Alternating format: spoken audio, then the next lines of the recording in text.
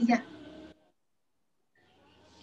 Assalamualaikum warahmatullahi wabarakatuh. Perkenalkan, kami dari kelompok 7 akan mempresentasikan hasil diskusi kelompok kami yang berjudul Pelanggaran Hukum di Indonesia. Bagaimana penanganannya dan apakah hukuman mati bertentangan dengan hak asasi manusia?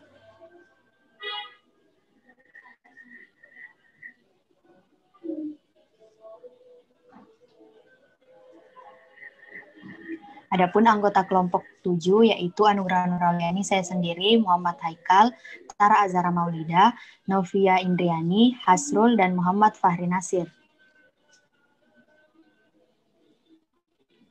Yang pertama yaitu argumen hukuman mati yang bertentangan dengan hak asasi manusia. Hak asasi manusia adalah hak mendasar yang telah dimiliki oleh seseorang sejak lahir. Hak ini dianggap sebagai anugerah dari Tuhan Yang Maha Esa. Hak asasi manusia sudah sewajarnya dijunjung tinggi oleh setiap orang.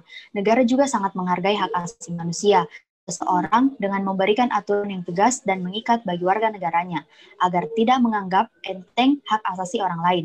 Aturan yang ditetapkan ini juga memiliki tujuan untuk melindungi hak asasi setiap warga negara itu sendiri. Hak asasi manusia adalah hak mendasar yang telah dimiliki oleh seseorang sejak lahir. Hak ini dianggap sebagai anugerah dari Tuhan Yang Maha Esa dan hak asasi manusia sudah sewajarnya dijunjung tinggi oleh setiap orang. Negara juga sangat menghargai hak asasi manusia seseorang dengan memberikan aturan yang tegas dan mengikat bagi warga negaranya agar tidak menganggap enteng hak asasi orang lain. Aturan yang ditetapkan ini juga memiliki tujuan untuk melindungi hak asasi setiap orang dan setiap warga negara itu sendiri. Selanjutnya yaitu argumen hukuman mati yang bertentangan dengan HAM.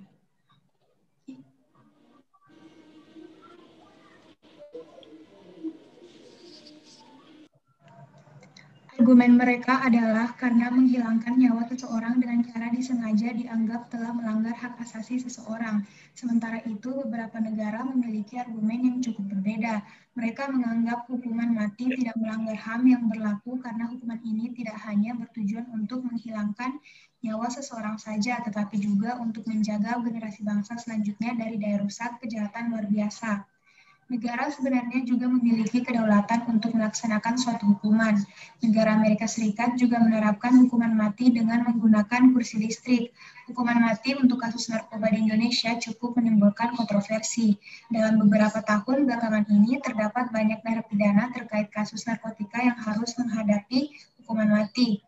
Menteri Agama Lukman Hakim Saifuddin mengatakan hukuman mati di Indonesia merupakan hukum positif yang masih diterapkan hingga saat ini. Menurut beliau, hukuman mati di Indonesia bukanlah sesuatu yang melanggar hak asasi manusia. Hak asasi manusia dalam undang-undang dapat dibatasi semata-mata demi menghormati hak asasi orang lain. Pandangan Indonesia terhadap hukuman mati yang dianggap melanggar HAM. Indonesia menganut HAM yang bisa dibatasi oleh undang-undang, bukanlah HAM yang tanpa batas, bukan HAM liberal yang tanpa batas, di mana pembatasan diberlakukan semata-mata untuk terlindunginya HAM orang lain dan untuk menghormati orang lain, katanya. Menurutnya, kejahatan narkotika memiliki daya rusak yang tinggi terhadap generasi bangsa. Ulah dari para pengedar narkoba sendiri telah menyebabkan orang meninggal sekitar 50 orang setiap harinya, serta dari 4,2 juta orang yang telah kecanduan narkotika, 1,2 juta tidak dapat direhabilitasi. Dari data yang diperoleh dapat dilihat bahwa dampak dari narkotika telah merajalela. Indonesia sendiri telah menerapkan Indonesia Darurat Narkotika. Pandangan Indonesia terhadap hukuman mati yang dianggap melanggar HAM itu, pengamat hukum Asep Warlan Yusuf mengatakan pelaksanaan hukuman mati di Indonesia bukan berarti melanggar HAM dan dianggap kejam, sebab hukuman tersebut untuk menghukum perbuatan yang dianggap sebagai tindak kejahatan yang luar biasa. Ini hukuman paling akhir, ini penting ada hukuman mati, tapi ada beberapa hal hukuman mati sangat tidak mudah dijatuhkan, jelasnya. Meskipun begitu, menurutnya pelaksanaan hukuman mati perlu diatur agar tak banyak narapidana yang terkena hukuman ini. Pandangan yang berbeda dalam kasus narkoba dari berbagai pihak ini terus menimbulkan kontroversi hingga saat ini. Ini akan dilanjutkan teman saya.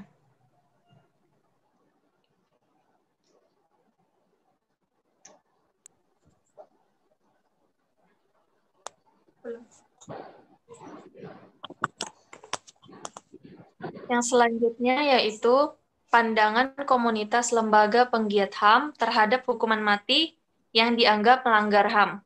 Pandangan yang berbeda datang dari komunitas lembaga penggiat HAM yang sangat mengecam adanya hukuman mati atau eksekusi. Direktur Eksekutif Lembaga Pemantau HAM, Pongki Indarti, mengatakan lembaganya akan konsisten pada sikap menentang hukuman mati, serta akan terus memperjuangkan penghapusannya. Hukuman mati merupakan bentuk pelanggaran hak asasi manusia atau HAM karena tidak menghormati hak untuk hidup, bahwa tidak seorang pun boleh mencabut nyawa orang lain negara sekalipun, kata Pongki.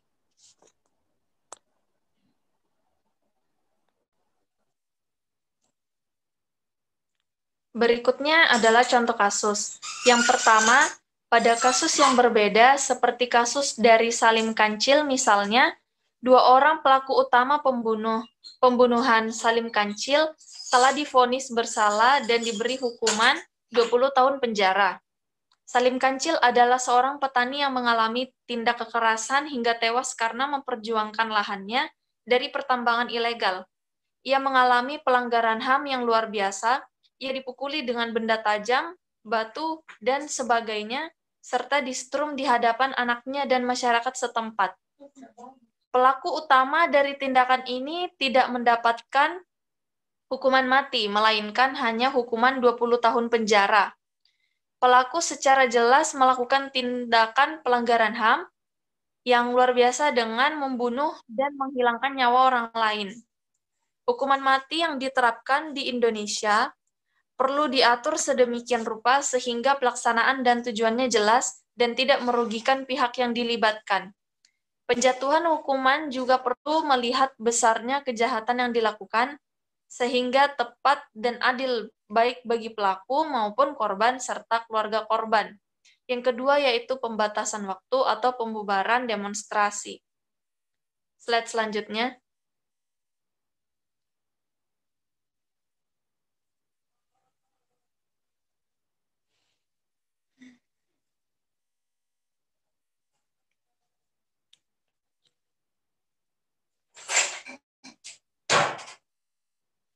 Pro dan kontra terkait hukuman mati di Indonesia.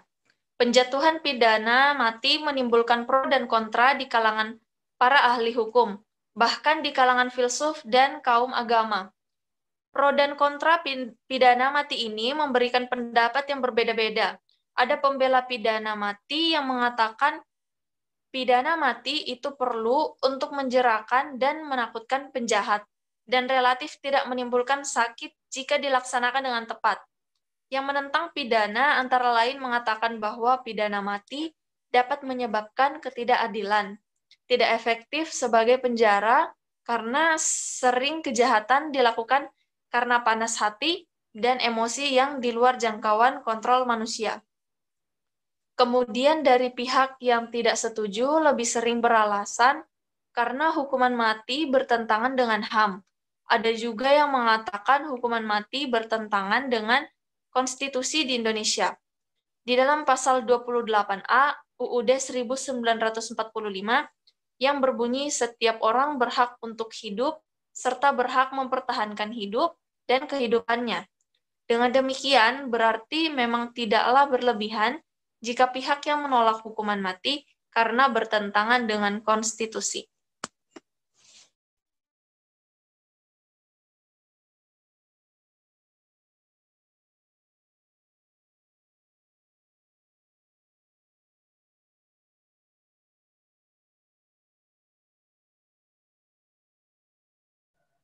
Selanjutnya akan dilanjutkan oleh Saudara Hasri. Kemudian, jika kita hanya memahami pasal 28A, mungkin hal tersebut bisa jadi benar. Untuk itu, sangat wajar jika sangat banyak pro dan kontra terkait hukum mati ditinjau dari konstitusi. Akan tetapi, jika kita tinjau lebih luas lagi, khususnya dari segi hukum ketatanegaraan, ada pihak yang sudah pernah mengajukan uji review di Mahkamah Konstitusi terkait dengan apakah hukuman mati bertentangan dengan konstitusi atau tidak.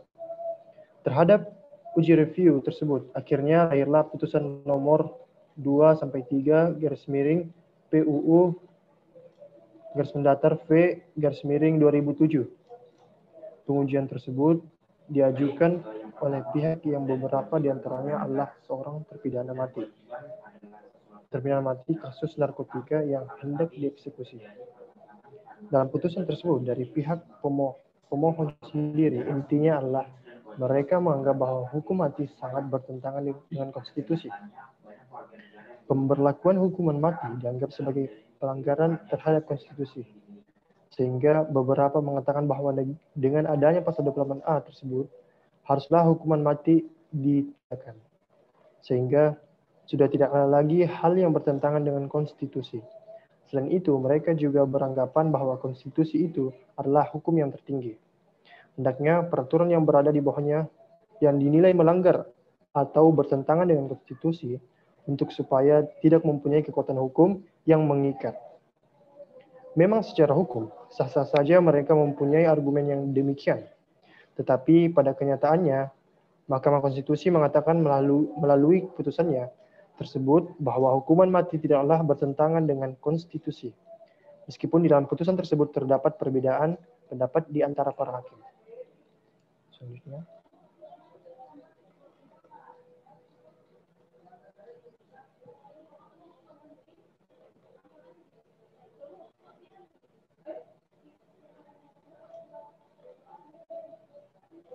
Alasan yang pro terhadap pidana mati antara lain dikemukakan oleh Debussy yang membela adanya pidana mati di Indonesia dengan mengatakan bahwa di Indonesia terdapat suatu keadaan yang khusus. Bahaya terhadap gangguan ketertiban umum di Indonesia masih sangat besar. Hasewinkel Suringga berpendapat bahwa pidana mati adalah suatu alat pembersih radikal yang pada setiap masa revolusi dapat digunakan. Van Veen menganggap pidana mati sebagai alat pertahanan bagi masyarakat yang sangat berbahaya dan penggunaannya harus sangat hati-hati. Sementara para hakim yang lain memiliki perbedaan pendapat bahwa hukuman mati memang bertentangan dengan konstitusi. Mereka beralasan bahwa hukuman mati sudah jelas-jelas bertentangan dengan hak seseorang untuk hidup, sedangkan mereka juga ada yang mengatakan bahwa secara filosofi moral konstitusi tidak memberikan wewenang kepada negara untuk memberlakukan hukuman mati. Selain itu, ada yang berpendapat jika hukum pidana bukanlah hukum yang sempurna karena sering terjadi kesalahan dalam penegakannya. Untuk itu, hukuman mati hendaknya dijatuhkan. Bahkan ada juga hakim yang berpendapat bahwa tidak hanya hukum mati yang ada di Undang-Undang Narkotika, tetapi seluruh hukuman mati yang ada di undang-undang manapun harusnya dihapus karena sudah bertentangan dengan konstitusi. Selanjutnya.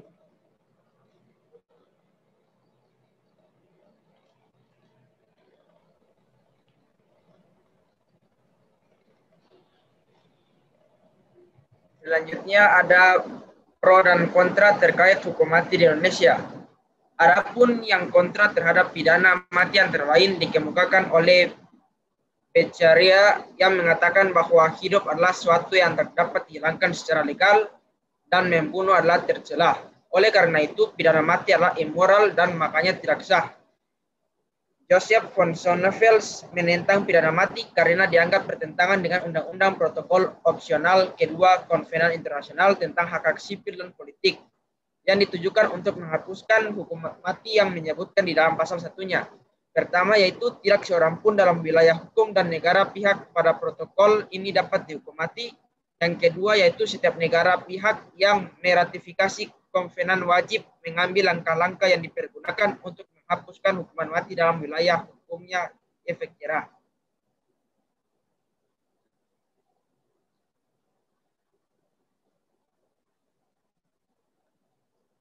Kemudian aturan hukum yang mengatur. Hukuman mati di Indonesia adalah salah satu jenis sanksi pidana pokok yang diatur dalam kitab-kitab undang hukum pidana atau biasa disingkat KUH pidana. Dalam pasal 10 KUH pidana mengatur jenis-jenis sanksi pidana yang dapat dikenakan kepada seseorang yang melakukan suatu tindak pidana. Tindak pidana terbagi menjadi dua, yaitu pidana pokok dan pidana tambahan. Pidana pokok yang pertama itu pidana mati, penjara, kurungan, denda, dan tutupan. Sedangkan pidana tambahan yaitu seperti pencabutan hak-hak tertentu, perampasan barang-barang tertentu, dan pengumuman putusan hakim.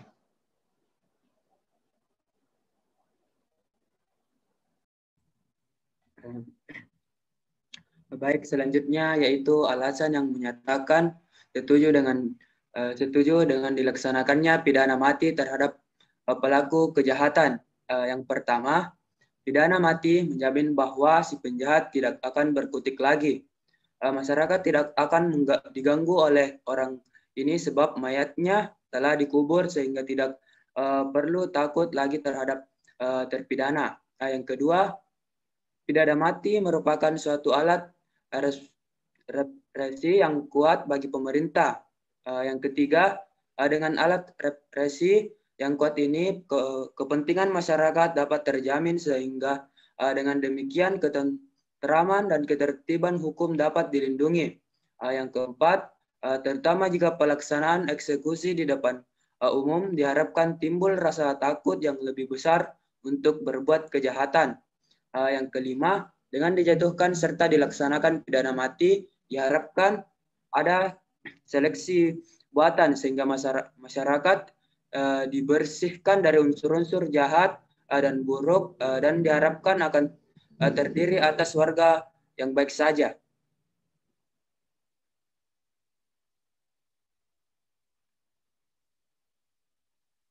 Selanjutnya yaitu pendapat penulis. Penulis mempunyai pendapat bahwa hukuman mati dapat dilakukan meskipun hal tersebut sama saja menghilangkan nyawa seseorang dan bertentangan dengan ketentuan hak asasi manusia yaitu untuk hidup. Namun dengan menjadi permasalahan adalah jika si pelaku kejahatan telah melakukan kejahatan yang menghilangkan nyawa orang lain ataupun melakukan kejahatan terhadap kemanusiaan.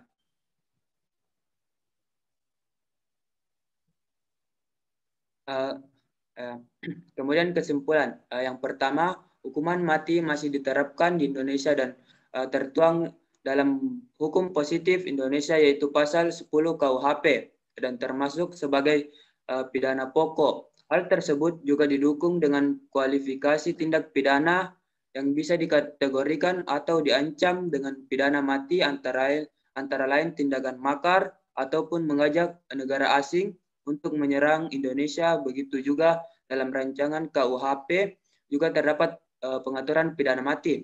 Yang kedua, hukum mati atau yang sering disebut dengan pidana mati bertentangan dengan ketentuan internasional hak asasi manusia, terutama pada pasal 3 DUHAM, yaitu hak untuk hidup, namun terdapat pengecualian dari pasal tersebut, yaitu pasal 4 ayat 1 di sisi PR derogative right yang intinya hukuman mati dapat dilaksanakan dengan kualifikasi kejahatan tersebut membahayakan publik.